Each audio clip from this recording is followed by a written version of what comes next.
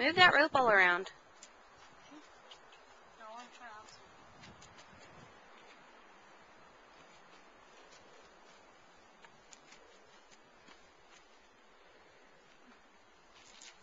That might be dangerous.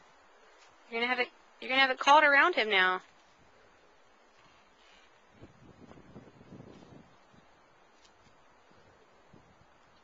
You hear me?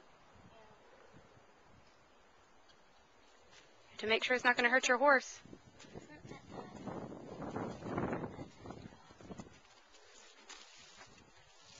All right.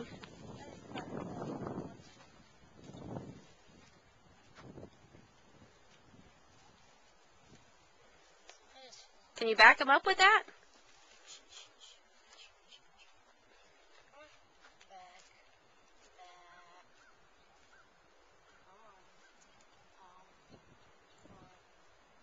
Watch him, he's gonna bite your neck. What are you doing? Alright, see if you can pull him the other way. Okay, Cynthia, come on. I just let this off. I don't like, hey, what? You're yanking his rope around. He's backing up because he thinks you're backing him up, honey. I'm not backing. He doesn't know that. You're shaking the rope at him.